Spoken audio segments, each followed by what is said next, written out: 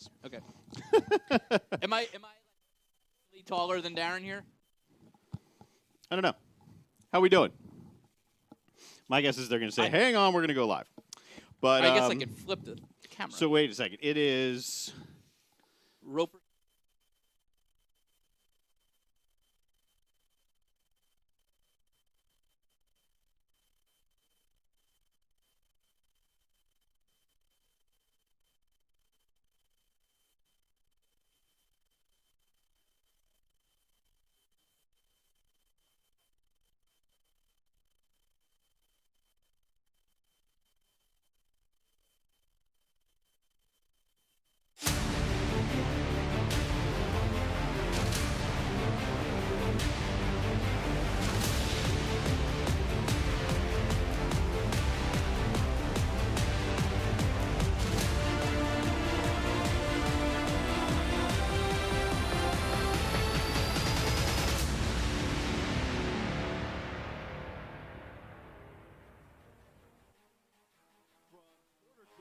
we bring you the first of 6 scheduled broadcasts of the Roper St. Francis High School hoops driven by Stop.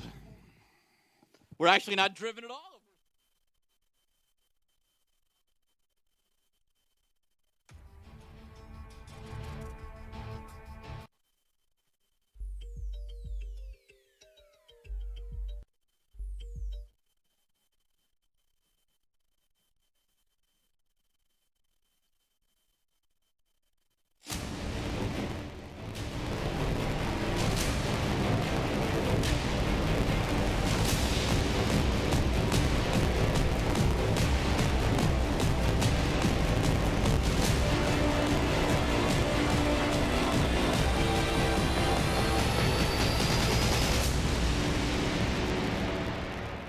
Well, the Skeeza guys have been playing for a little while. South Carolina High School League got some good news. They're about to be coming back, and we're back. Roper St. Francis High School hoops driven by Cruz Chevrolet. Glad you're with us tonight. Darren Goldwater, and the sports director here for ABC News 4, Scott Eisberg. First and foremost, these are two coaches who know each other really well, and they know what both teams are going to try and do to each other. No question about it. Anton Saunders, John Pearson, 25 years they've been coaching together on the AAU circuit. Now they're going head-to-head in this one. Two of the great basketball minds in our area. First Baptist comes into this one with a little bit of some roster management issues. Two guys unavailable to him. There's 6'10" big guy Crawford, Adonis Cole as well, meaning Colin McKenzie has to really shoulder the load. Yeah, he's their guy. Averages about 20 points a game, and Anton says he's as good of a player as you're going to find. He's getting college looks, so they're going to have to rely on him heavily tonight to pick up the scoring load. Certainly, there's Mason Grant, there's Denham Wojcik. Let's focus on Grant right now because he's leading Porter-Gaud in scoring at the moment. Yeah, no question about it, and he is certainly a disciplined player. This is a guy with offers from Army, Navy, and Citadel, so if you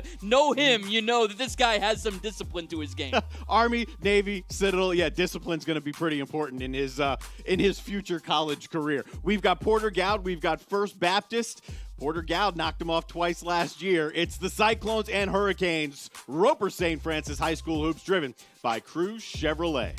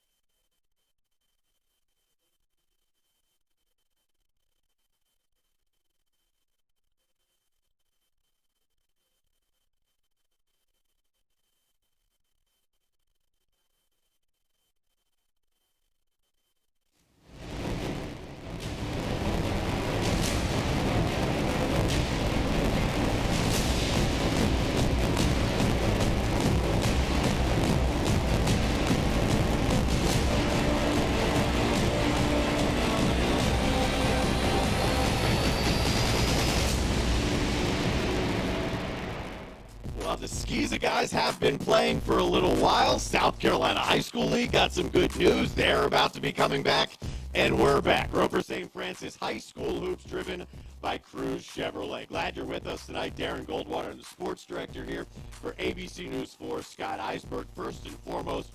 These are two coaches who know each other really well, and they know what both teams are going to try and do to each other. No question about it. Anton Saunders, John Pearson, 25 years they've been coaching together on the AAU circuit now. They're going head-to-head in this one. Two of the great basketball minds in our area. First Baptist comes into this one with a little bit of some roster management issues. Two guys unavailable to him. There's 6'10" big guy Crawford, Adonis Cole as well, meaning Colin McKenzie has to really shoulder the load. Yeah, he's their guy, averages about 20 points a game, and Anton says he's as good of a player as you're going to find. He's getting college looks, so they're going to have to rely on him heavily tonight to pick up the scoring load. Certainly, there's Mason Grant, there's Denham Wojcik. Let's focus on Grant right now because he's leading Porter-Gaud in scoring at the moment. Yeah, no question about it, and he is certainly a disciplined player. This is a guy with offers from Army, Navy, and Citadel, so if you know him, you know that this guy has some discipline to his game. Army, Navy, Citadel, yeah, discipline's going to be pretty important in his future college career. We've got Porter-Gaud, we've got First Baptist. Porter-Gaud knocked him off twice last year. Driven by Cruz Chevrolet.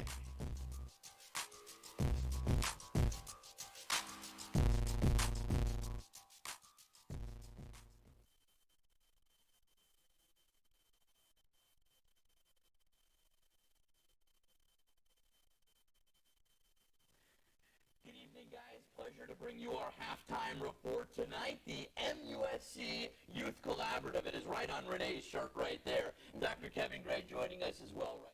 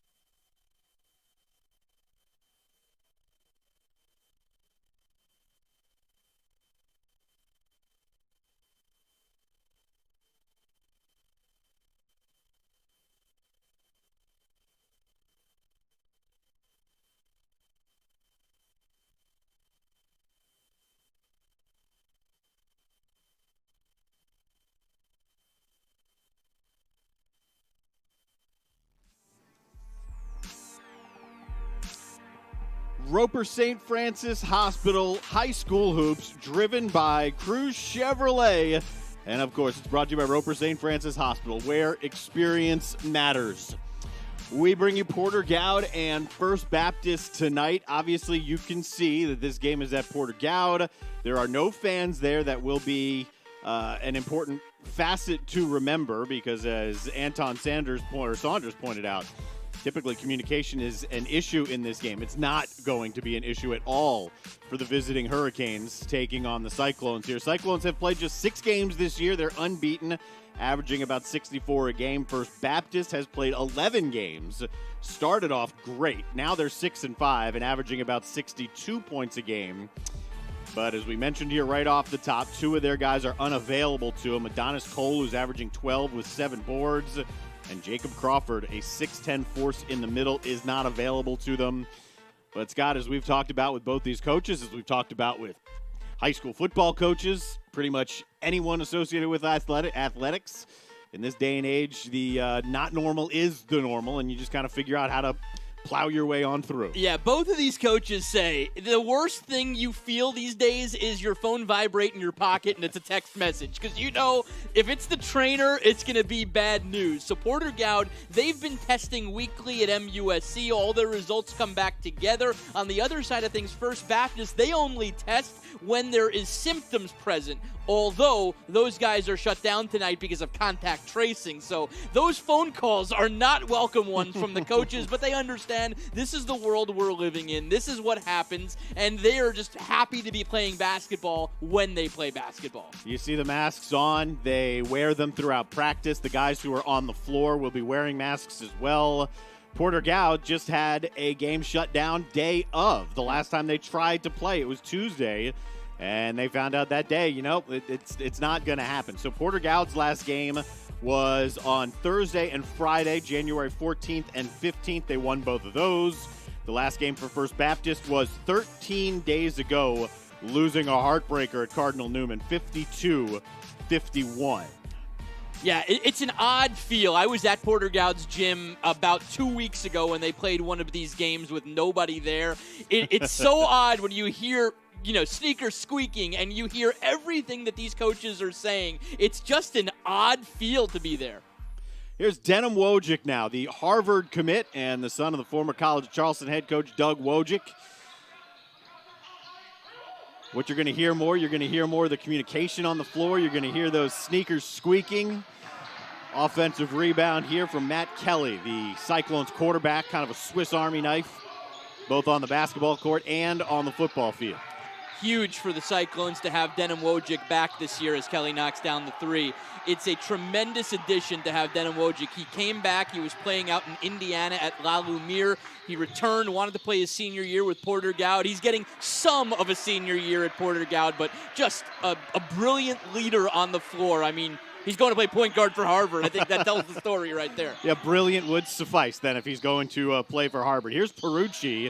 That answer's not there as Kelly knocks it down off the floor, pushed ahead by Grant. Only 6 games played for Porter-Gaud, so it's been much tougher for them to get out there on the floor this year. No AAU season for any of these guys, so the recruitment's been tough. First Baptist actually got to play in the Beach Ball Classic up in Myrtle Beach as Mason Grant knocks down that little jumper off the glass. But it was pretty cool for them. I mean, they went up against teams, as Anton said, they probably had no business playing these teams, but they did start the tournament with a win, which was a huge confidence boost to get a win in the beach ball. Excellent look from Blanding down low. The finish isn't there. The follow is, however, first points from the junior Gabe Frazier. Yeah, when you deal with these two coaches, you're dealing with two obvious pros. They've been doing it for so long. JP has been literally at Porter-Gaud for 25 years. Anton has jumped around a little bit, coached at St. John's for a while, coached at Charleston Collegiate, but he has put a ton of guys in college basketball. But their bread and butter is the AAU circuit, coaching with TMP for the last 25 years since 1996. Yeah, together. I thought that was pretty cool. Typically you talk to coaches separate. We zoomed with them both together. Porter-Gaud gets it as Wojcik fires one inside, and it'll be a 7-2 lead now for the Cyclones. Grant's got 4. But it was fun to hear them just talk together. I mean, they're two very good friends who have helped elevate TMP to be one of the premier AAU programs, certainly in the Southeast, if not even around the country. Yeah, it's just so well respected, and the guys who have played for those two guys absolutely love them. I mean, anything that John Pearson asks, Chris Middleton will do. Anything that John Pearson asks, Aaron Neesmith will do. 2 NBA guys. But those guys are just as indebted to Anton Saunders, who's coaching on the other side, because they grew up playing for him as well. He's a, he's a West Ashley guy, lives on Johns Island. He's a guy that they grew up around. Another 3 there for Kelly. He's got 6 of the first 10 now for Porter-Gaud. Strong start here for the Cyclones. Cyclones lead this all-time series 22-6. Took both games last year pretty convincingly. Hurricanes won both in 2019. But if it's a 22-6 overall lead, then it has been dominated recently by Porter-Gaud, except for that 2019 season. There's Fishburne for 3. The cool thing is watching the progression of these programs, especially First Baptist. That's a school, I mean, they had practically no athletics whatsoever. They were playing in that little gym down on the market in downtown Charleston. The school was down there off Meeting Street. I mean, it was just not an athletic school, and then they kind of made a decision to get involved athletically. They built a beautiful campus out on James Island. That's where they play, and since then, I mean, it's taken off. They have a gorgeous gym, all the toys, if you will, and a great football program. Ton of guys going off to play in college, and so it's really, they've taken it to the next level and done a really good job. Graham Haley is their athletics director who has done that. It's been fun watching the growth of the First Baptist football program. We'll see some from Mikey Blanding today. In fact, he had the jump. He's got the ball right here. He's going to play football at the Citadel. As a deep three is uncorked there by McKenzie. Remember, McKenzie doesn't have his two best options around him, so important for him to play well. Lob a little bit off the mark. Grant can't finish it, and it's the Hurricanes that come away. Finish is there. Will Daniel, the quarterback for the football team, he's got his first two.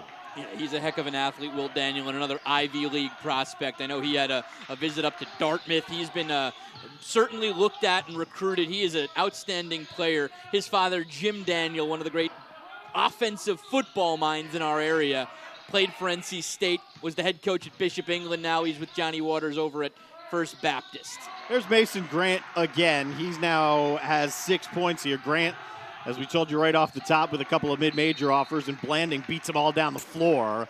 It's a 12-9 lead here for Porter-Gaud. First two for Blanding. Interesting to see the way Blanding, kind of changes his game to basketball from football. And we're going to head to break, and we'll talk a little bit more about him on the other side of these messages.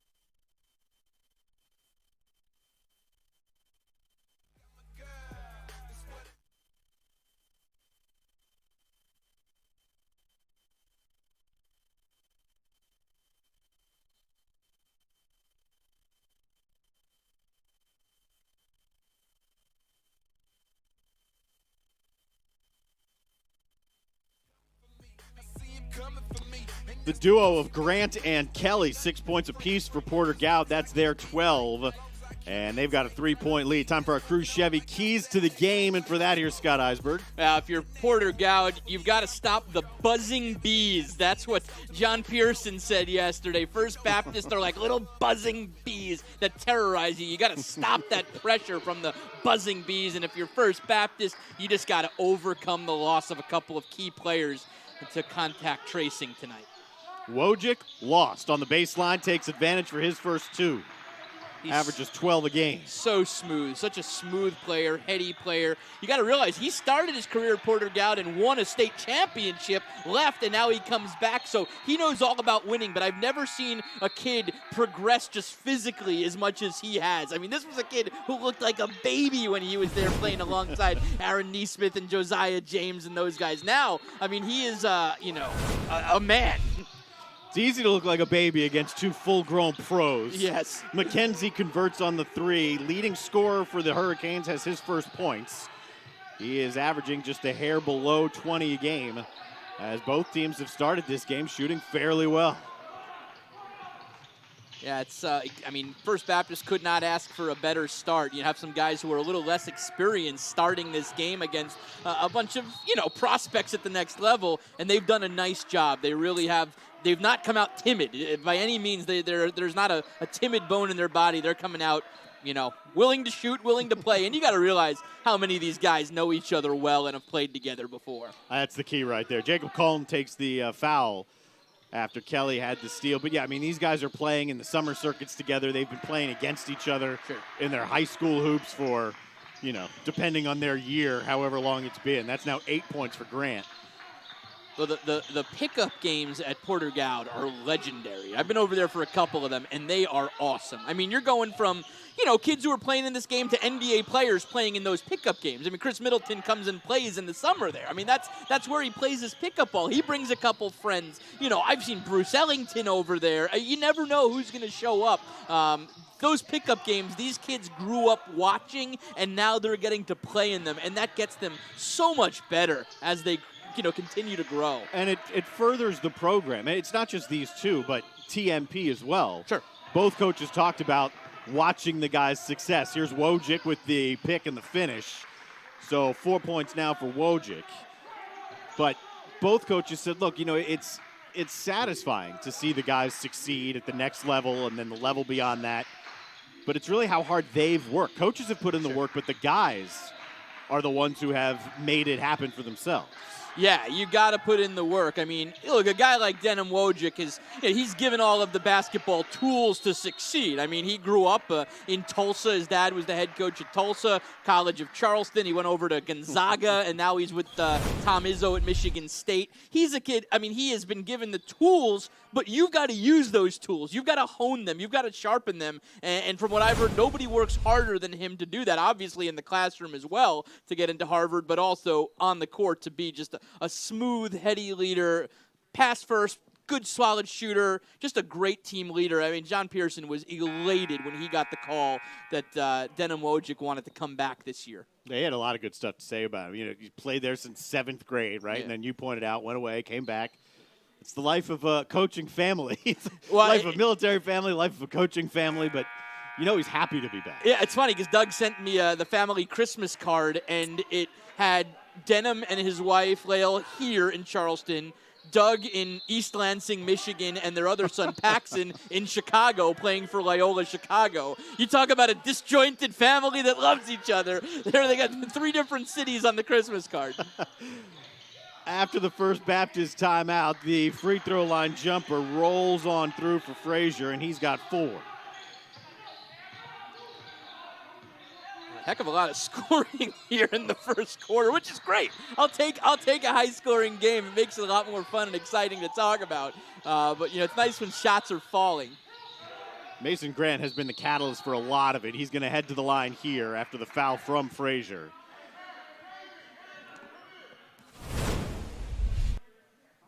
Amazing that they're.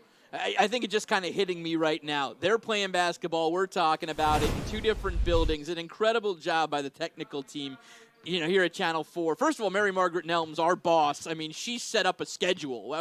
We're a month late in starting the season, and she stuck to it the whole way, setting up a schedule, continuously changing games as games got canceled, setting up a schedule, staying with it, getting all the people here to work in a safe manner. We're old buddies. We've known each other for 14 years, 15 years. We're sitting, I don't think I've ever talked to you across plexiglass before, Nope. But that's what we're doing tonight, just doing all we can to keep everybody safe.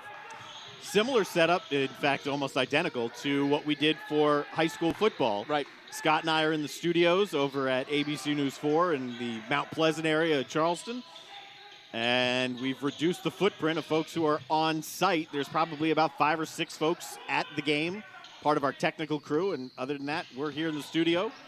And glad that we can bring it to you in a pretty seamless manner. I can assure you this is not easy in terms of a production. Yeah, no. If you see the video digitizing a little bit, that's because they're literally on these remote units that are sending the video back to Mount Pleasant where our truck is. We didn't want to bring our truck to the school, so our truck is actually parked out in our parking lot right now. So there is a lot of movement of video before it actually goes out to your TV set or internet. So that is why you might see digitizing video every once in a while. But if that's the biggest issue we ever have, I'll take it on a broadcast like this. It's a production to put it on remotely. Yeah, no doubt. And it's been really seamless to work it. I can tell you that from my side. 5 seconds left here in the opening quarter. It's Wojcik operating with 2. And Grant, I believe, does get it off, even though it doesn't draw iron. Grant paves the way for Porter-Gaud. He's got 9, 6 points from Kelly, 4 points from Gabe Frazier, the leading scorer for the Hurricanes. And it's the Cyclones who lead it by 5 after 8 minutes.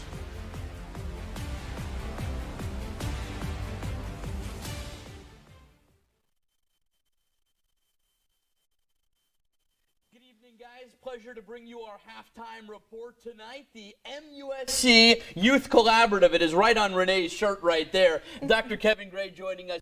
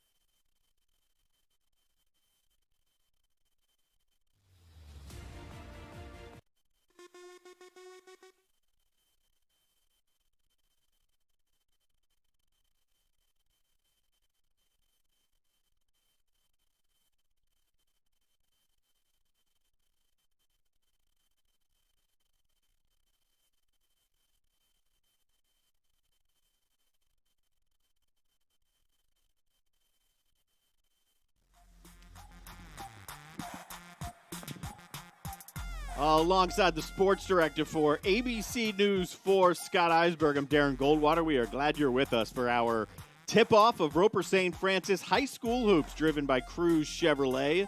Cyclones got off to a fast start. Hurricanes did not back down. Hurricanes have 5 different scores, but nobody with more than 4 points. Very balanced. 3 scores for the Cyclones. Grant's got 9, Kelly has 6, and Wojcik has 4 through a period of action. So weird just sitting there listening to individual people. And it's just people that work at the school because parents are not even allowed at this game. It is like an athletics director or 2 and a trainer. I see a women's basketball coach there. That's it. So no parents in the crowd. They're watching tonight as, everyone's just adjusting to the situation and doing their best to do it. Although I see some notable faces. Kurt James is running the possession arrow. That is the father of Portuguese professional basketball player KJ James and Tennessee Volunteers basketball star Josiah Jordan James. Try Grant again on the lob. They're 0 for 2 on the alley-oop to Grant. Gotta get the alley-oop down. Oh, come on. That would be a highlight. So I didn't realize KJ was playing professionally. KJ played at Valdosta State, a Division II school. I did one of his games, actually. He started at High Point, transferred to Armstrong Atlantic State in Savannah, and they just cut off the sports program. Yep. And then he's like, well, I guess I'll go to Valdosta. And so he ended up there. He was pretty good, wasn't he? It's a powerhouse Division II league and a powerhouse Division II athletic program just in general. So, yeah, he definitely had some success. I believe back in the day they had a football coaching staff of Will Muschamp and Kirby Smart, right? They were roommates. Oh, the Valdosta coaching staff tree is a legendary tree. Here's Groves now, and the first points for the junior point guard, Anders Groves. Groves has great flow to his hair. Really, really worked on that. And, it's something you have to work on as Perucci hits the 3. Well, you're working on it very well. If we saw in the open well, you've grown it out I get the twice a week wife haircuts in the bathroom. I've got a strong fro going on right now, as long as it's been in my 40 years here. It's amazing what happens when you're not regularly on television. You know what? I can let this thing go here a little bit. In the lane, that'll rattle through for Frazier, and he's got 6. And the Hurricanes just trading baskets here with the Cyclones. The cool thing about these programs is how many guys, Anders is knocking down some shots right there. The cool thing is a lot of these guys do play 2 sports, and they don't make them specialize in one. They kind of promote them playing several sports, and the coaches seem to get along so well, more or less sharing athletes, and are very supportive of multi-sport athletes at these schools. Speaking of multi-sport, here's Blanding heading to the free throw line. I asked Anton Saunders if he might be able to play both sports at the Citadel. He said, nah, no, this is a linebacker. And to be honest, Scott, you've seen him play a lot as well. Yeah. I think he's got a shot to be a very, very good FCS linebacker. Oh, no question about it. I mean, I think the TV game, didn't he pick up 2 fumbles for touchdowns? I mean, he had 400 tackles. Yeah, yeah. You need to see his build right there. I mean, the problem with college basketball is if you want to be a post guy, you got to be 6'7", 6'8", 6'9". He's 6'3", so he's used to playing post in high school. You can't do that at the college level. That being said, what he'll do for Brent Thompson on the football field will be impressive. I mean, he is a very good player, and one of several that the Citadel signed this year from the Low Country. They made a concerted effort to sign local Low Country guys who kind of knew what the Citadel was about because they couldn't bring them on campus this year to recruit them. That's a good point. Recruiting's been affected at every sport in every level of collegiate athletics, and the same is true for some of the guys who are out here. I mean, you talk about a guy like Colin McKenzie. Right. We haven't heard a ton from today, but you can expect he'll heat up at some point. McKenzie, had there been an AAU circuit, probably would have more offers and more interest than he currently has. And that story is commonplace across high school athletics in the country. Yeah, it's just a different time and place. So much. The thing that I've seen more than anything, and I'll give these kids all the credit in the world for being kind of inventive with how they're doing things. Mm-hmm. All of them are so good at putting together these highlight reels and promoting themselves. Mm-hmm. They just toss these things out to, every college coach they can find on Twitter. And you know what? If it works, you just did it. You pulled that off. It's amazing how many of these guys I see, they take the huddle film, they cut it up into clips, they put some cool music under it, and they just toss it off to every college coach they can find. Huddle has become a great resource for him. Tyler Kelly now on the board for the first time. Porter-Gaud's lead is out to 7. It's about as big as it has been throughout the game. As Daniels pops one a little bit off the mark from the elbow here. The cool, thing about if you're watching this game tonight and you see on the bottom of your screen it says Randy Clark Court. Mm-hmm. That is somebody that is very special to the Porter-Gaud fraternity and family. John Pearson played for him at the College of Charleston when he was coaching under John Kress. Travis Smith, who's an assistant, played for him there at Porter, and John Pearson coached under him at Porter, and he sadly passed away a couple years ago, but they are doing a scholarship program for Randy Clark, and they've named the floor after him. He's somebody that's very important to the Porter-Gaud Cyclone family. Typically, this game is the Randy Clark Classic, and the gate receipts would go benefit that scholarship, but unfortunately there aren't going to be gate receipts without anybody actually in the stands. A little bit of a scoring lull. First time, really, throughout the game. Porter-Gaud leads it by 7. Roper St. Francis High School hoops driven by Cruz Chevy.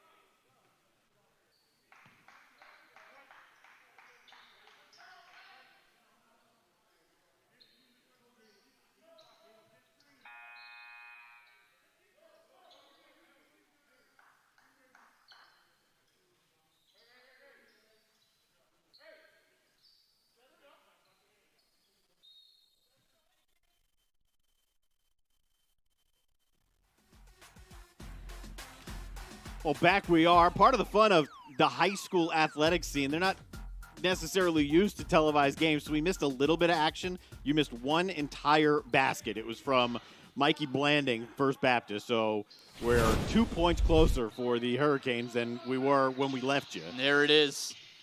Nick Case, what a phenomenal replay expert, throwing that up, having it ready to roll there. And we will say that we will not take blame on that. The refs forgot to call our mandated media timeout. No, see, we don't take blame for anything. So, we need to settle in here. Like, we gotta get Scotty here understanding the whole play-by-play and analyst thing. Yeah, I don't do football. I'm busy running around with a camera on my shoulder during football. So in basketball, you got to make sure that they know it's not our fault. Here's Matt Kelly now. Told you before, he is the quarterback for the Cyclones football team. He's got 6 points. He is really a gunslinger. He's a fun football player to watch. And, we were talking to JP the other day. He thinks he's going to play some college football, whatever level it might be at. Might be the D2, D3 level, but he's good enough player to play in college. There's good sports at every level, whether you're JUCO, NAIA, D3, 2, 1, whatever. Sure. The ability to improve yourself both academically and athletically at the next level, and then if you choose to try and rise up the ranks, the ability's there. I mean, if there's an opportunity, take it. That's always been my philosophy. And some of those smaller schools are just so good academically that it's hard to turn them down. A couple of years ago, Porter-Gaud had a great running back. Alan Walters went and played at Dickinson College in Carlisle, Pennsylvania. Had a great career and got a phenomenal education. Who cares that it's D1, D2, D3? Well, it doesn't matter. Yep. You're getting a great college education unless you're going to the NFL, and they'll still find you. I mean, there's guys that are playing in the NFL that have played at that D2 level. They'll find you. Absolutely. I think last year there were 50-some-odd Division II products that were in the NFL. It's crazy. Lenore Ryan had a safety drafted in the second or third round by the Patriots, Kyle Duggar. So it's absolutely possible. 2 of the 4 quarterbacks who you'll see this weekend in the conference championships, 2 of the 4 did not receive a scholarship offer coming out of college or coming out of high school, went JUCO. That's wild. Wild to think. So if you think it's D1 or bust, you are nuts. Here's Ankrum coming out of the pile. I mean, we've had several here from the Low Country that have done it. The latest being, there's a nice. The risky pass, and the foul will put Frazier at the line. The latest one, actually, ironically, is Edmund Robinson from St. John's High School, little 1A school. He played for Anton Saunders at St. John's and played basketball there, but played football at Newberry, Division II, and, was drafted, made it with the Vikings, and then he found his way all the way back. He went down to that AAFL. He played in the XFL, and this year found himself on the Atlanta Falcons all season. So it could happen. It's crazy. You just, there's something about that will to get there. You just have to have that will, and I think coaches realize when there's a guy who's ultimately really coachable, you kind of want to stick out on a limb for them and take them and mold them. That's what coaches enjoy doing. Yeah, kind of being leaders of men as much as it is just coaching them up here a little bit. A couple of buckets there for Frazier, so he's got 8. I've got it at 28-24. I believe it's a 4-point lead right now for the Cyclones, who are trying to add to it. It is. I see it on the scoreboard up there, 28-24. Still surreal as this one's out of bounds. Jones clipped that sideline. We've been dealing with this for coming up on a year, I guess sports for 6 months, 8 more months. than that. It's been, I think March 13th was the day that we were sent home from work last year. If I'm not mistaken, it was the day that they canceled the NCAA tournament. They canceled, everything just kind of collapsed on that day. It was March 13th. So we're coming, that's over 10 months. It's surreal, though, to see, even still, we've seen it before throughout the last couple of months, a game with no fans. And it's an adjustment for the players. It's an adjustment for the coaches. It's certainly an adjustment for broadcasters and fans. Wojcik's first bucket in a while gives him 6. It has been it's been really heartwarming, though, to see the sports community come together. Teams that were rivals, coaches that didn't like each other, coming together to work things out to give the best opportunity for their kids to shine. And that's been a great thing. I mean, a lot of times, these football teams or basketball, they have guys out with contact tracing. They don't, but the other coaches are willing to bend over backwards to play just so they get the kids whatever opportunities they can. Wojcik has the assist, the 3 for a wide-open Matt Kelly.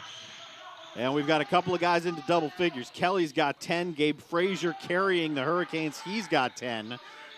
And it is 33-26 right now for the Cyclones as we are inside 2 minutes, maybe even inside a minute and a half left here in the opening half. We'll get that time and score back up for you as soon as we can. Nearing the end of the first half, 33-26 is what I believe the score is at the moment. Yeah, Wojcik just scored to make it 26. Yep. Or, no, if it was... Might be 29. Yeah. 33-28, I believe I just saw on the score. 33-26. Right. There you go. And there's 6 seconds left. And now it's 35-26 with a chance for an extra one as Wojcik has inched himself closer to double figures. He has 8. You're talking about 2 journalism students here. Math is not a forte. No. I always said in math, C's get degrees. Look, majored in communication. Yeah. I didn't want math. I didn't want science. I figured I could talk. So communications it is. Yeah, no, I'm with you on that one. There's our masked up bench.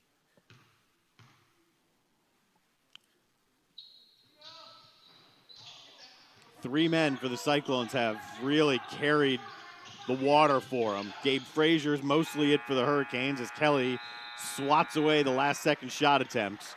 9 points for Mason Grant, 8 for Wojcik, 10 for Matt Kelly. And it's Porter-Gaud that leads at 35-26 through a half of Skeeza action. It's the Roper St. Francis High School Hoops driven by Cruz Chevrolet.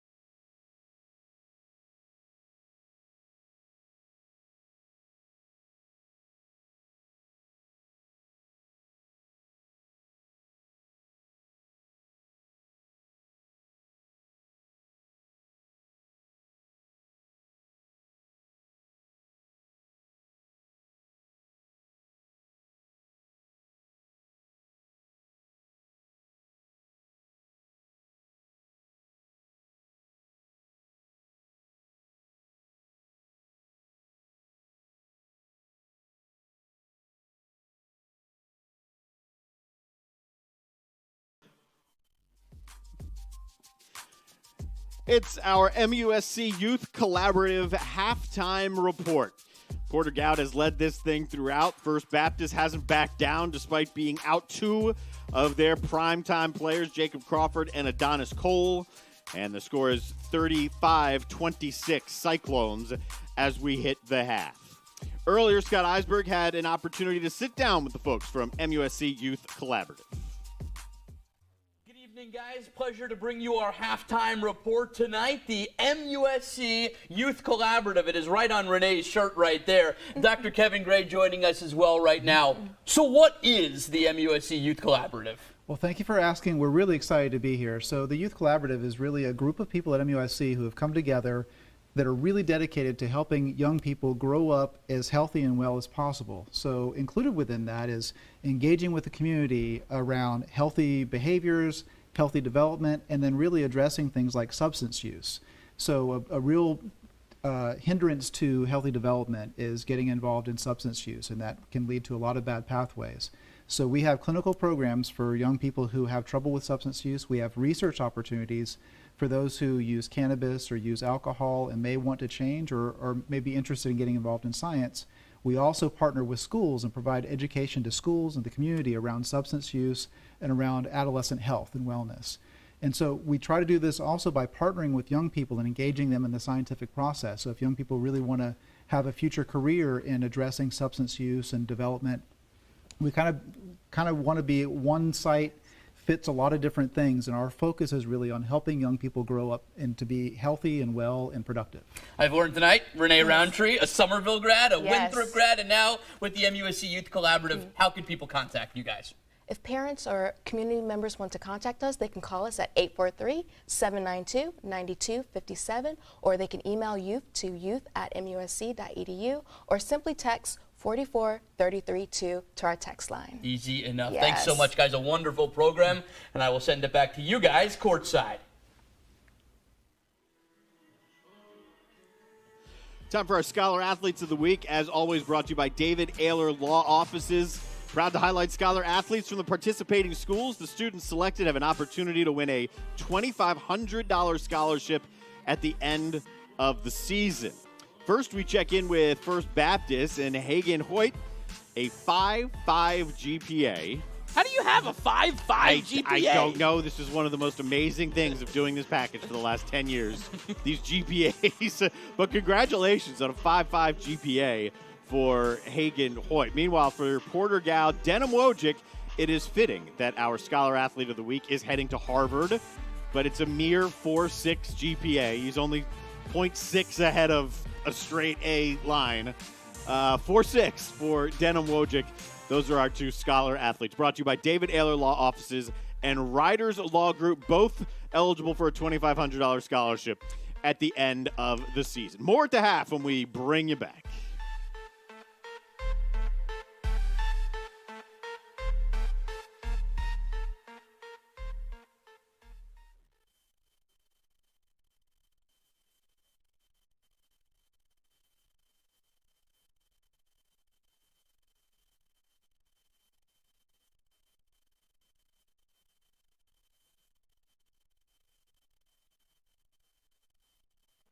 I couldn't get my signal, then it froze, then I was out of sync. Ours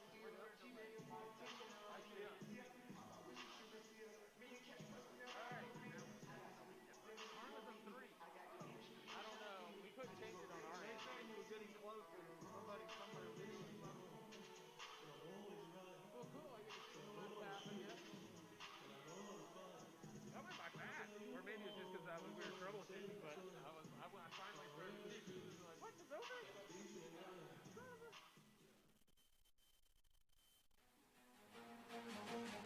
MUSC Youth Collaborative halftime report with the Cyclones leading 35-26. It's their largest lead of the game. They extended it at the very end of the half to lead it by 9 over First Baptist. Cyclones trying to improve to 7-0 on the year.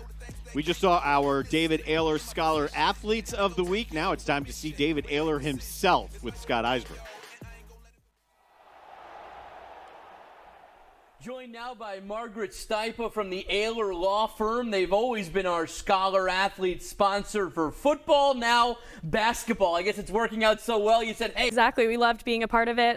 We've been involved with Friday Night Rivals for the past couple years, so we're excited to continue this from now through February. The cool thing about this process is you get to pick the winner. How satisfying is it for you each and every time you present the winner with that check? It's incredible, and we actually just chose our winner for Friday Night Rivals just a couple weeks ago, and we're really excited to present that check. Yeah, it's always a great moment when you present that check and they get that scholarship and smiles all around. So we thank you for joining us for basketball. We're excited for it. It's Margaret Stipa from the Ayler Law Firm, the presenters of our Scholar Athlete.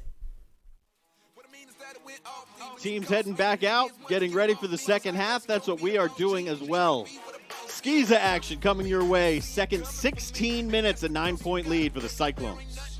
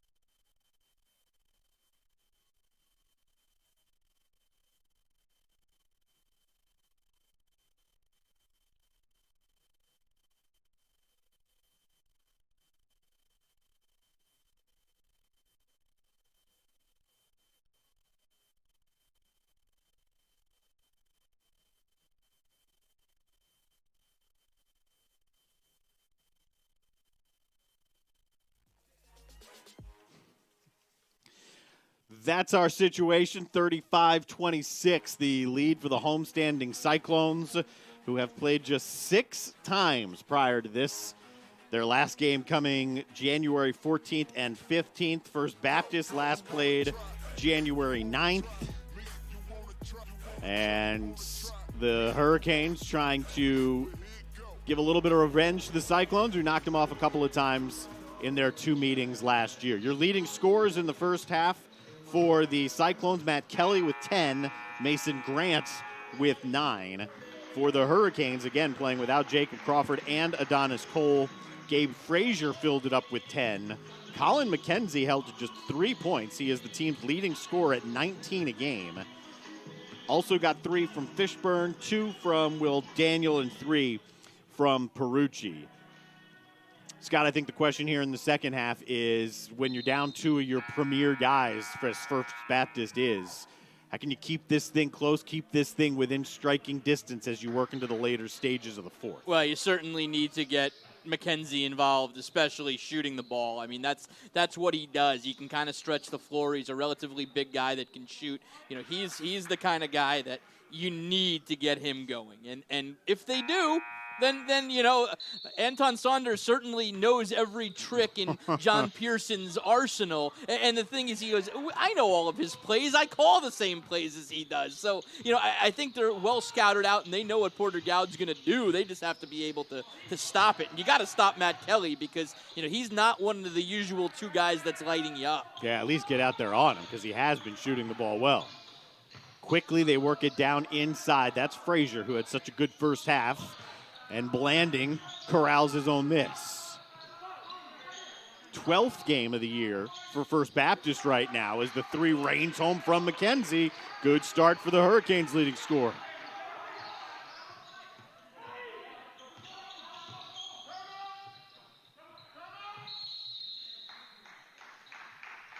We get a timeout, or was he out of bounds? I believe we have a timeout for Porter-Gaud there. So a cool thing about First Baptist, and I was talking to Anton Saunders about this. There is a player right now who's probably the most popular high school player in America, a guy named Mikey Williams from Lake Norman Christian in Charlotte. And this guy, I mean, I'm talking, you just go to YouTube, go to Twitter, go to Instagram. This guy, I think he has like 1 million followers, something just insane. He's one of these guys that just goes like a Zion Williamson viral type guy. First Baptist played them in the 2nd game of the year this year, which was kind of a cool deal. They lost 96-45. But they did play the cool, like the guy. They played the guy that you want to see. You know, Anton said his kids were a little starstruck walking out there. But they played against Mikey Williams is his name. They call him the Truth. The Mikey Truth. Williams. If your nickname is the Truth, you better have some skills. Yeah, he is. I'm not much of an Instagram guy, but I'm going to look how many followers he has because I believe it is a lot of them. So he needs the NIL legislation to come through, name, image, and likeness. Yes, exactly. So he gets to college, and he can make bank right away off Instagram followers. Can you make bank on Instagram? Oh, dude, yeah. That's one of the primary ways athletes in college, if this NIL thing can go through, will make money. Last year, Joe Burrow, when LSU won the national championship, it was something in the range, I believe, of $500,000 or $700,000. It would be per Instagram post. Wow. Well, I'm looking right now. The first Mikey Williams fan page. This is a fan page for Mikey Williams. Has 12.2 thousand followers. So does the Darren Goldwater fan page. Yeah, Mikey Williams fan page number 2 has 19,000 followers, which is more than fan page number 1. Yeah, and I mean, Mikey Williams, I don't even know how to find the real Mikey Williams. I found every fan page of his. But anyway, First Baptist played against this team. 2 more for Grant. That's his first 2 here of the second half. And there's Frazier, who's really been carrying this First Baptist team. Impressive for a guy like Frazier, who's 6'5". Typically there's 6'10" underneath. He's been able to go underneath and have the success he's had. Almost all of his points have come in the paint, and paint points tonight are brought to you by Will Lou Gray, who reminds you to never stop learning.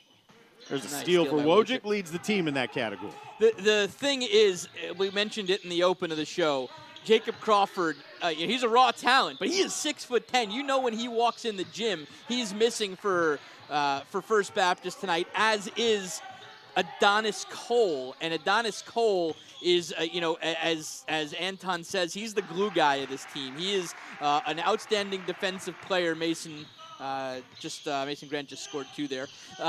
Adonis Cole is a glue guy, really good defensive player, really good team guy, scores 12, 13 a game, and he comes from a pretty good bloodline as well. His brother is Vince Cole, who now plays for the St. John's Red Storm. He was a big-time talent out of James Island High, committed to college at Charleston, ended up going to play up in New York at the prep school, played for 2 years at USC Salkehatchie in Walterboro, and now he's playing at St. John's. So that is Adonis Cole's brother. Liked seeing behind Anton Saunders there on the bench, one of his assistant coaches who's hard to miss. There he is. In the gray sweatshirt, Demetrius Nelson, who played his college ball at the Citadel. He was part of Ed Conroy's 20-win team in, 2009, 2010, which is still regarded as maybe the best team in Citadel history, first ever and still only to play in a postseason game. And Demetrius was a fifth-year senior on that team. Yeah. And the year would not have happened without him. He wasn't the guy who got all the publicity, but he was the leader of that team, and they would never have done what they did without him in the middle. No, they had, Zach Urbanis, Austin Don, Cameron Wells, and Demetrius Nelson was kind of the staple. He had been there. He had been there through the down times, Yep. And he was getting to experience the ups that came with that recruiting class. I mean, that recruiting class turned around everything for the Citadel when Ed Conroy brought them in. Yeah, you could probably hear me speak about it in good terms. I remember it well. I was the radio guy for that team. Another guy on that team, John Reynolds, is now the assistant to Frank Martin at South Carolina. Yeah, walk-on from Hattiesburg, Mississippi. Yeah, in fact, he was on the bench for the Gamecocks when Martin was quarantined last week. And we had him on our program, JB in Goldwater, Monday through Friday, 12 to 2, and he talked about the struggles South Carolina's just dealing with getting on the floor. I think if that team can get a little bit of consistency in playing, they could be pretty good. Well, you and I were tweeting that night that, they were just a fun team to watch. I loved, Keyshawn Bryant was flying out of the gym, and, A.J. Lawson's a future NBA player. So they've got the tools there at South Carolina. There's just been no continuity to that season. I mean, they've gotten hit by the COVID bug worse than most, and there's just been no continuity. They were playing, they had 2 players missing and, 3 coaches missing? Yeah, at least. It was bare bones there in Baton Rouge that night. Largest lead of the game, it's 11 after the 1 free throw there from the Harvard commit Denham Wojcik, who guards the ball here. Porter-Gaud's led throughout. First Baptist hung with them tight most of the first quarter, about half of the second. And then the Cyclones started to spread this out towards the back end of the first half. All the way in, there's Matt Kelly for another 2, and he's got 12.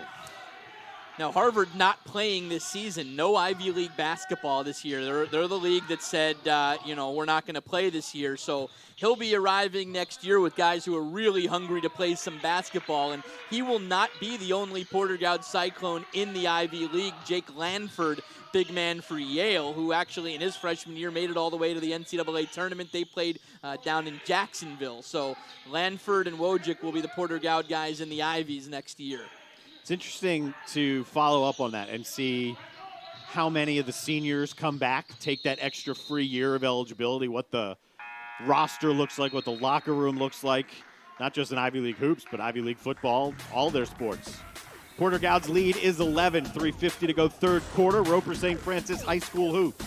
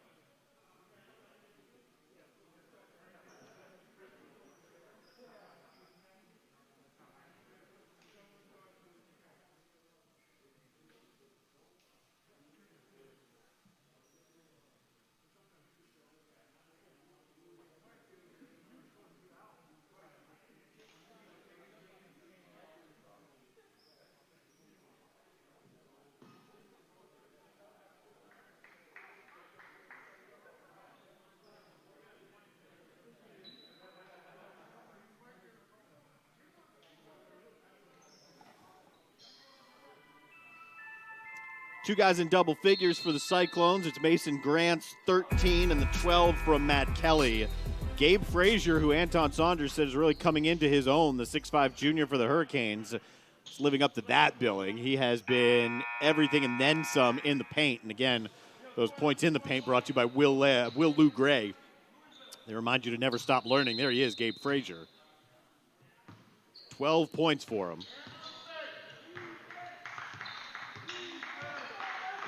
And they've got a sophomore, Dove Fishburne, that's running the point there. There are several guys on the First Baptist program, in their program, that have transferred in, and they've done a nice job kind of bringing in some transfers from around the area, guys that would be playing at the 4 or 5A level that are wanting to get that better education, or different I'm not saying better, but a different education at a private school that brings, and and it's a different type of exposure that you get when you're at a private school. Not better, not worse, just different, and I think Porter-Gaud has shown more than anybody that, it doesn't matter if you're playing skis of basketball, you can play at the next level.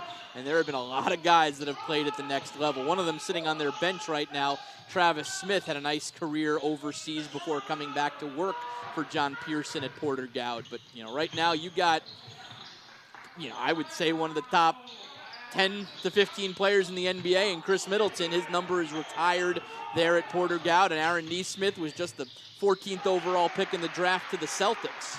First 2 points for Dash Drayton, the 6'7 sophomore, who JP feels, Josh Pearson, believes he is raw, really has an opportunity to be an impactful player. But I tell you what, Gabe Frazier's the one who is standing out on the opposite side for First Baptist. Double team leaves the man open for three. And he loses it out of bounds. Looks like Fenno. No, that was Groves. There's no question about it when, next year or 2 years from now, you will likely have three players from Porter-Gaud in the NBA. Josiah James is an incredible player to watch, an incredible person as well. Our thoughts are with him, his family, their house burned down on January 1st. They got hit by an errant firework. It caught it on fire, and he lost all of his possessions. I mean, his whole life of possessions was lost. Luckily, nobody was hurt, but I spoke to his mom several times, and Josiah is taking it in stride like he always does. And I think that the first game back after that, they lost, but then the second game back, he had a career night, and so it might be fueling him in basketball a little bit, but Josiah is just as smooth of a player as you're going to find. And Aaron Neesmith, he was the top shooter in the draft last year. And, I didn't remember. Maybe just because he didn't have guys that could athletically guard him in high school, I didn't see him as just a straight shooter. He was dunking all over people, but he is a outstanding shooter. Fishburne creates that contact from Dash Drayton. And there's Travis Smith. Travis had a heck of a career. He started at Presbyterian College and then went to Mercer and was the top player for Mercer. I remember he scored about 23 in a game against Alabama his senior year. Fishburne now has 4, his first points of the second half.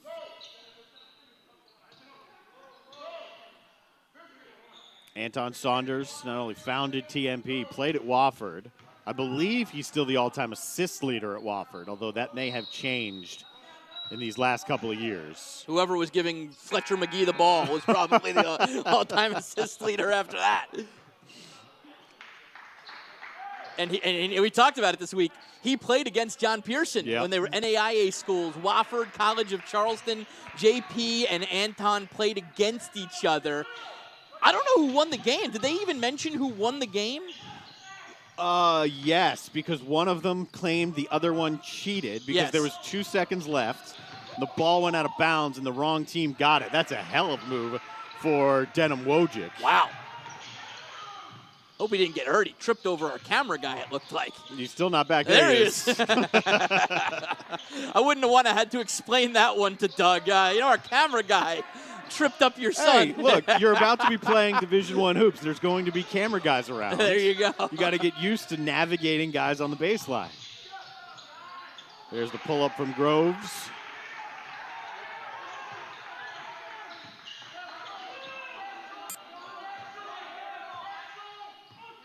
Yeah, there was a claim that Anton cheated by JP.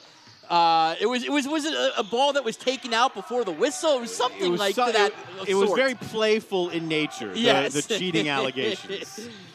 It was obviously years ago. That'll be a block, and it'll be dashed straight into the line with just under a minute to go here in the third quarter. My favorite thing about John Pearson, though, is he went to Lugoff Elgin High School, same high school as Clemson head basketball coach Monty Lee, and he was recruited out of high school. He signed with Tennessee State and played at Tennessee State for a year. His recruiting class was John Pearson and Anthony Mason. One of my favorite players of all time, Anthony Mason, was in his recruiting class at Tennessee State. And Mason, a long and prosperous NBA career before he passed away, and JP transferred back closer to home at the College of Charleston and had a nice career of his own. Largest lead of the game for Porter-Gaud. It's 13 as we work our way close to the end of the third quarter. And that'll be a foul on Grant. I have him as his first foul. Game's leading scorer with 13 points, at least for Porter-Gaud. 14 on the other side for Gabe Frazier. These are unofficial numbers, but they're close, if not right. I'm phenomenally impressed with your scorekeeping ability while calling a game. I'm not doing anything here. I got my phone to check a tweet every once in a while, see if my wife texts me about bringing something home from Harris Teeter, and you're keeping score of a basketball game. Yeah, that's 6 for Fishburne. Not my first rodeo here. But it's an enjoyable game. First time I've done high school hoops down in the area. And what you like to see is well-coached teams that are executing, and you can see when both are in rhythm, which rhythm is hard to come by in the era of COVID. Sure. But the few possessions here and there where it's been fully fluid, that should count if it didn't go over the glass, and I haven't seen a signal. I believe the signal is it went out. No good. No good. Tough break. End of the third quarter, Porter-Gaud with a 13-point lead.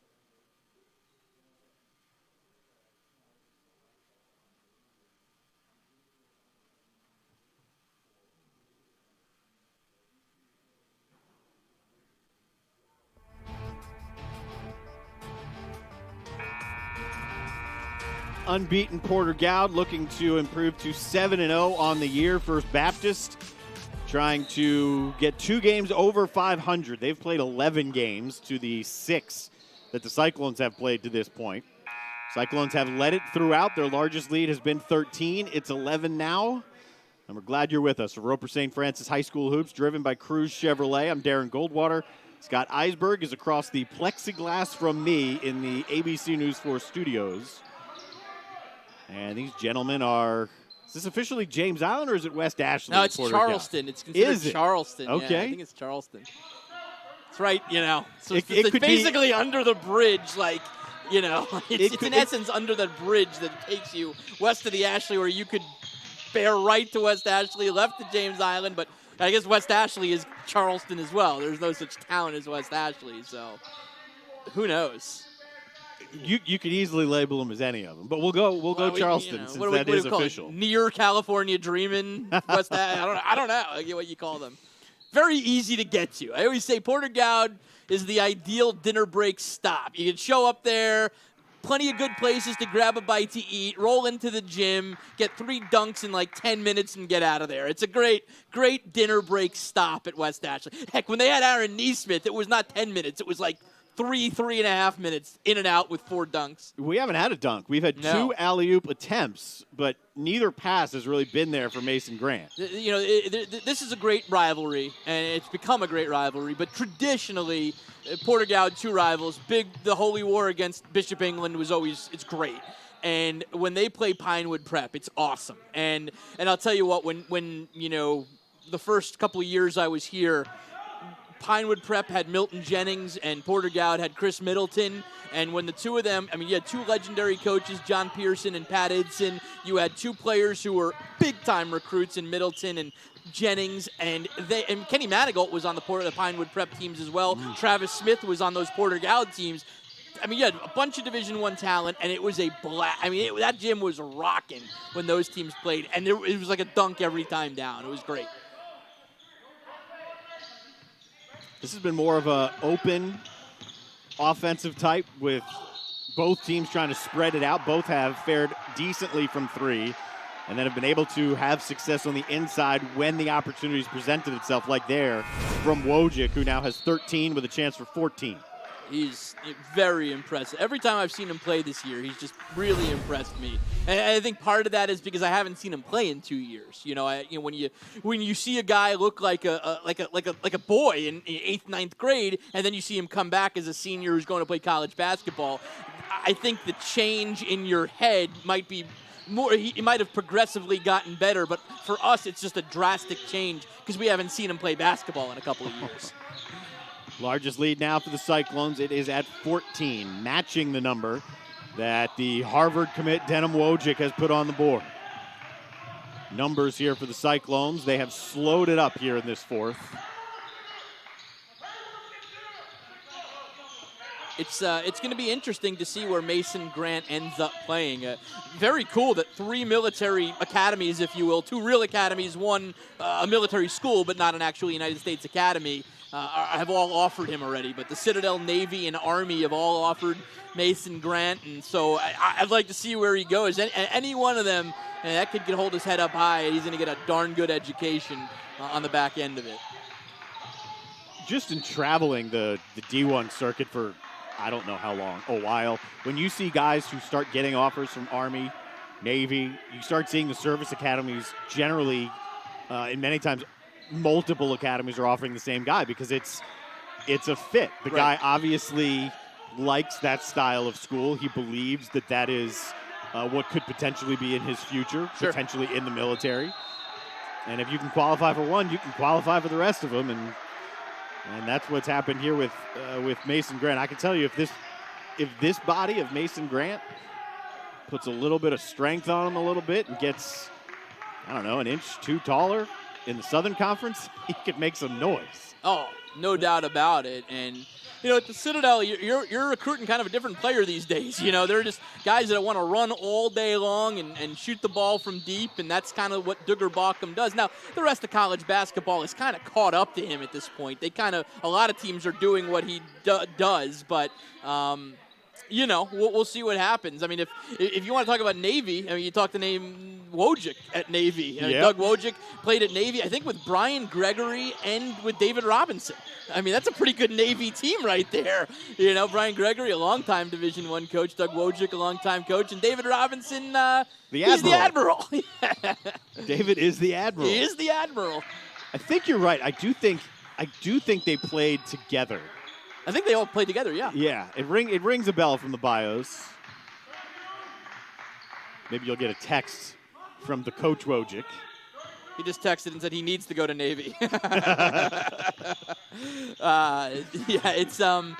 It's something special about the service academies, and I always said one of my bucket list things is Army-Navy football, and I've never done it. I've never gotten the chance to go. You're from up in that region where they usually play it. Have you ever been?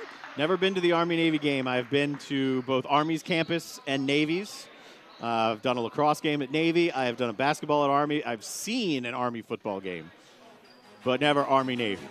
5 minutes left, 14-point lead for the Cyclones.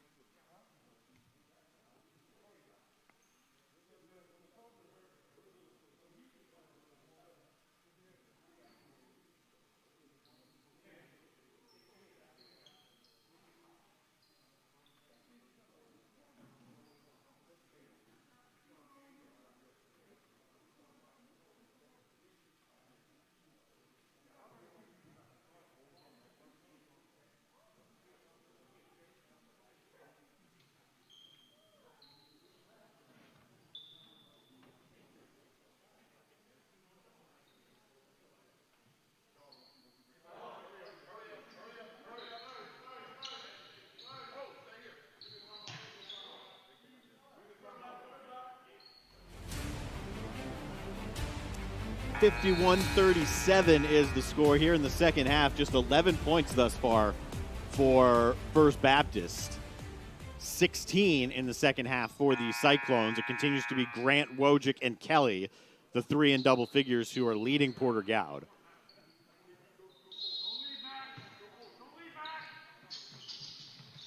Next week, Oceanside Collegiate and Hanahan will be featured on Friday night high school hoops. Roper St. Francis hoops, driven by Cruz Chevrolet.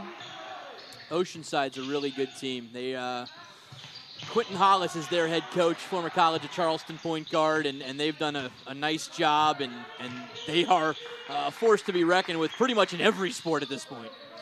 It's a great ball move, and that was one of the better offensive sets run by First Baptist, and it results in points for Blanding.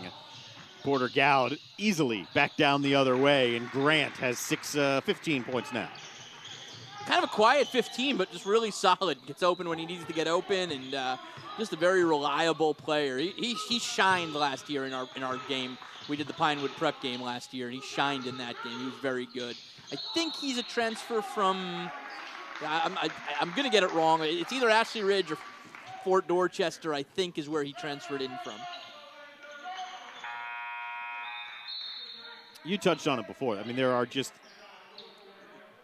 neither better than the other, but there are differences in the public school and the private school, both education and then athletics as well. I mean, when you're in private school, the classes are smaller. It is certainly beneficial to some to be in that type of academic setting. I personally was in both. Spent 4 years in private school growing up and the rest in public, so I understand the differences. Yeah, it's some of the things that they do at these schools are just incredible to watch. I've done some, I don't know what I call it, speaking to the classes. Yeah. Mentor. I wouldn't consider myself a mentor of any sorts for kids that go to these schools, but I've done the job shadow thing, and I've done the speaking on career days, and just. The amount of just technology that they have and the things that they do, it's really incredible to watch. And, you look at people who went to these schools, and it's a pretty darn good roster of people that have gone to these schools. Stephen Colbert, a Porter-Gaud Cyclone, of course. He's one of, I know my parents, they watch him every night. They turn off ABC to watch Stephen Colbert at night, a Porter-Gaud Cyclone. 4 points here in the last few minutes for Mikey Blanding. He is inching his way towards double figures. And this one is not saved back in.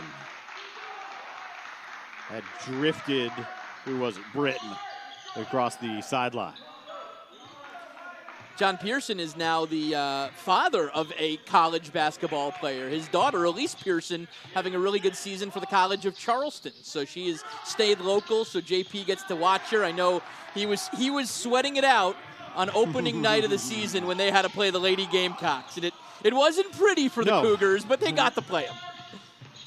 The Lady Gamecocks are a pretty darn good team. They may not be as dominant as they have been, but they still only have one loss. That's exactly it. And I think they've scored 285 points in their last 3 games, or something ridiculous like that. It was like back-to-back over 100, and then last pretty night convincing was like 62, last night. yeah. Right.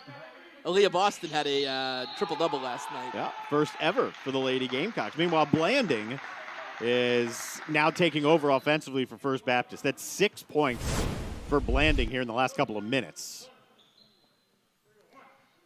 The case right there on the replay for it. Well done. It's like you just hear JP. I know what his voice sounds like. You just hear him from across the court at this point with nobody in there. But he's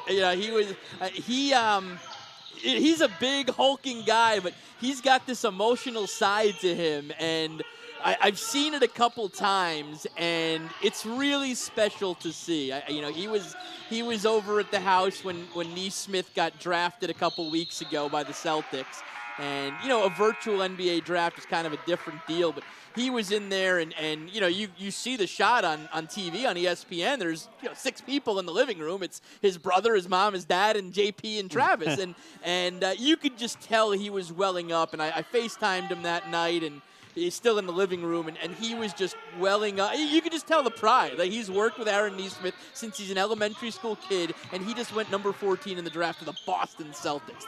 That's a pretty cool deal. Yeah, and both guys talked about it. The TMP alumni, and how not only proud they are to have facilitated that, but really, in more ways than anything, they're proud of the individuals who worked their way to get to that point, to put themselves in a position. They gave them the tools.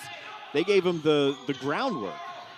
But then it's guys like Neesmith who put the work in, who earned everything that's come to them.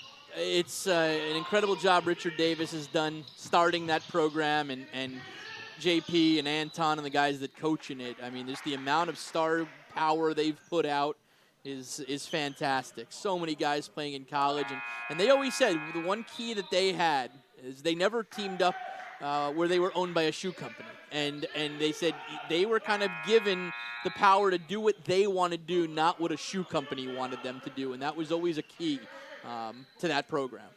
And in this day and age, that is an important distinction for TMP, with the way shoes companies have infiltrated. Might be the wrong word. It also might be the exact word that you might want to use for the AAU circuit. But that's where these guys get noticed. And that's why COVID has hurt them so much, just being out there and getting noticed. In fact, a good buddy of mine runs the East Lake Sports Complex up in Atlanta, or the Atlanta area. They put on tons of high school showcases, various different sports. And it is more important than ever that they have streaming capabilities, because coaches need to watch these kids play. They need to see how they react to the good, how they react to the bad. And the only way you can see that, you can't see it on film. You can't see it on highlight tapes that are cut up. You need to watch game action. I think a lot of coaches like the Zoom recruiting. It saves them a lot of travel. But how much do you really get to know a person on Zoom? I don't know. I mean, I guess we've gotten kind of used to it, but I don't know if you really, truly get to know a person when you're not in their living room and having dinner with them and, bringing them on campus. Porter-Gaud doing something that Dean Smith would be very proud of right now. Without a shot clock in high school hoops, they have successfully run off more than a minute on that possession and had a couple of different looks at open layups before eventually turning it over. I got to give a lot of credit to First Baptist tonight. They've impressed me. I know they're not going to win this game. They're not likely going to win this game, but to come out there as shorthanded as they were, I thought they gave Porter-Gaud a heck of a run. I mean, you look at it, there's less than 2 minutes left in this game, and Porter-Gaud still has starters in there. So that says a lot about Anton Saunders and the job his team has done. Yeah, it's been the same guys out there for the most part. First Baptist takes the timeout. They've got it back to single digits now. So the question is Porter-Gaud will try and play the keep-away game to some degree. I gotta get one of those jackets, by the way. That's a hot-looking jacket. The First Baptist, that one. I'm a huge fan of the hoodie on the sideline look. I like that. College coaches have been a huge fan of the relaxed dress code this year. Who was it? Mike Bray that coached in shorts? I think it was I'm not sure. Was it Mike Bray? I think it was Mike Bray at Notre Dame that coached in shorts. Can confirm. Can confirm. Well, yeah. The coaches. It's always been one of those things where basketball coaches wear suits, and some of them look dapper and as good as can possibly be. But this year, with the masks and with the restrictions, there was never really a mandate that you had to wear a suit. But the coaches basically got together and said, "Listen, this is ridiculous. Let's be a little bit more comfortable." And I have not heard one coach, not a single one, say, I'd like to go back to the suit. You got to think like a guy like Jay Wright. I mean, you spend how many thousands on Armani suits? You want to wear them, right? You can still wear them. You got other opportunities. When you go to a bar mitzvah, when do you wear them? You got other opportunities. Bob Huggins went early with the pullover thing. Yep. Bobby Knight obviously was a big cardigan guy. Is that a cardigan? What's that called? Like the red sweater. Sweatshirt. Yeah. Sweater. I don't know. It's a cardigan. There's Wojcik and Grant with the tip that doesn't fall. So 3 shots on this possession. Grant with an and one. And the opportunity to get out to 18 points for the 6'5 senior guard with offers from Army, Navy, and the Citadel. I always thought it looked kind of goofy when coaches went and played in the Maui and wore Hawaiian shirts. Like you don't usually wear that floral Hawaiian print. I mean, maybe you do, but I don't think so. It's not like you go to the Great Alaskan Shootout and wear a parka. I never really got the Hawaiian shirt thing, but I think it would work this year. Frank Martin always breaks out a good Hawaiian shirt. Oh, it definitely worked this year. Blanding with the quick bucket after the other end for Grant, and another timeout, back to an 8-point game, less than 60 seconds to play. First Baptist, when we got the news that Jacob Crawford wouldn't be playing and Adonis Cole wouldn't be playing, those are 2 of the 3, maybe 4 leaders of the team. You got the sense that this might not go very well for First Baptist, but to their credit, even though Porter-Gaud got out to a pretty quick start, never let them get away. The game was played at about a 4 to 6 or 7 point margin for most of the first half before it was a 9-point lead at the half. Stretched a little bit there in the third, but this is one of those games that they've got them hanging around. There's a lot of pride between 2 programs that know each other well, players that know each other well, coaches who are good friends. Sure. I think if you asked most people this year, I think First Baptist is a growing program. Porter-Gaud, this should be a year that they compete for a state title. From most Skeeza people, they would say that Porter-Gaud and Cardinal Newman would probably be the 2 most likely teams you'll end up seeing in this biggest classification of Skeeza state championships. I don't know if they're going to be at the Sumter Civic Center this year or what they're going to do.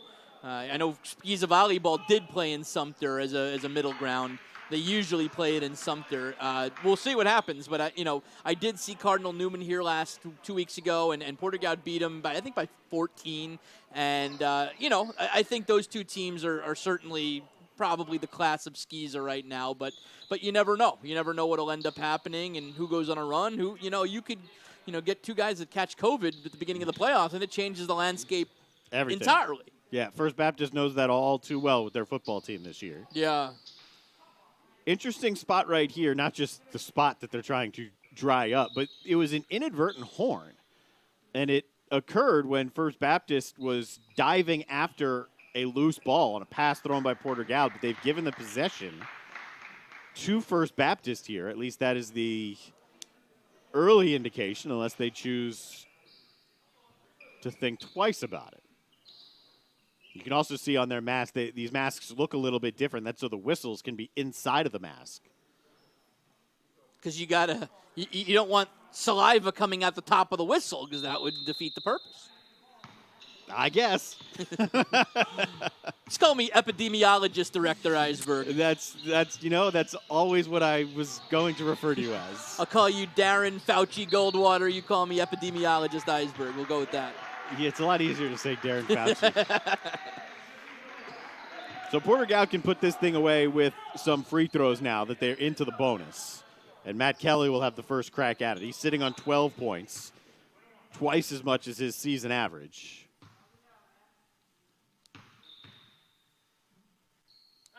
So 1-1 for Kelly. Interesting to see how he'll do on the football field, how the football team will, how they'll progress under Brad Bowles came in and has done a nice job so far. Rick Reitz had the program for a decade, and now it's Brad Bowles who is coming back to the Low Country and trying to build it up. And right now, First Baptist is the power. Nobody's touching First Baptist in the Low Country. No. So Porter-Gaud's trying to build to that level. That is a silly foul there from Kelly with the clock winding down towards the end. That'll put Fishburne on the line. And you could see Kelly wanted that back as soon as he came back down to the court. Now we'll have a timeout before the free throws here with 43 seconds to go in a 10-point game. Tell you what, man, Travis Smith looks like he can still play. He is definitely in shape still. He can. I know he plays with the guys in practice and whatnot, but he was a really good player when he was playing. And his brother played as well. I think his brother played up in Greensboro in college, and a great family live over on Johns Island. And it was always fun covering them, and have stayed in touch with them. And I think those are the special relationships you kind of gain over the years, and it's a blast to see them progress into their professional careers, and you still keep up with their parents, and it's kind of been a great part of doing the job is when you have relationships, and we have so many great relationships at these schools, both First Baptist and Porter-Gaud, just wonderful people there. Johnny Waters is just a phenomenal guy, and what he does every week, it's awesome. I mean, he does not miss a weekend seeing former players of his play. It's awesome. I mean, he's got guys down at Sincere Brown at South Florida, Mikey Dukes at Clemson, guys at smaller schools, and he just spends every weekend. Savannah State, he's got guys, Timmy Campbell, and he just goes from school to school to school every weekend to see his former kids play. It's just it's really endearing to see that. I have not met a person at all, not once, who has said a single bad, negative word in any sense about Johnny Waters. Nah, great Everyone guy. You meet, when that name comes up, that's a good guy. Yep. His son was a great high school player. JT Waters was a fantastic player, played at Newberry and dabbled in coaching, but I think he's gotten into private business now. I think he's helping out his dad, but I think he's also gotten into the private business. 9-point game, that ball out of bounds, so there's still a glimmer of hope. Now it's a 7-point game, as Blanding has 15. And Porter-Gaud does need to hit their free throws here to put this thing away. Couldn't ask for a better game to start our season with. I'll tell you what, you kind of worry about a blowout happening if guys are missing the game.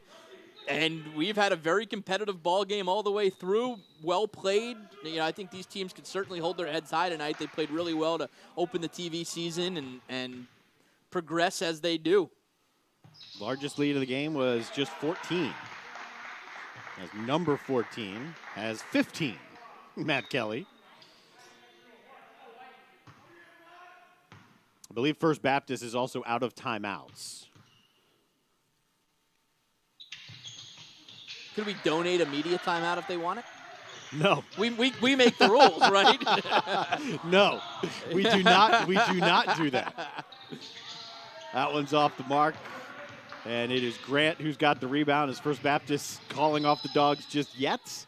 And the answer to that question is no, as Grant will go to the line. Grant averages 21 a game. He is 2 free throws away from 19. John Pearson said he's just a guy who can score at all 3 levels, has worked hard to make himself the player that he is. And that speaks to what we were talking about with TMP and the guys who are alumni of that program. Yeah. It'll be fun to see Grant and Wojcik. Wojcik already had his signing day with Harvard. But on signing days at Porter-Gaud, it's really special because not only do the kids give a speech, but their parents give a speech about them. So it's a really cool, kind of camaraderie within the community there. And so it's always nice to hear what the parents have to say about their kids and how proud they are of them. The three members of Porter-Gaud, Mason Grant, Denham Wojcik, and Matt Kelly combined for 47 of the 59. And Porter-Gaud improves to 7-0 on the year, turning away First Baptist, which falls to 6-6. A timeout. We'll get you back to wrap this up. Porter-Gaud wins our first Roper St. Francis Friday Night Hoops, driven by Cruz Chevrolet.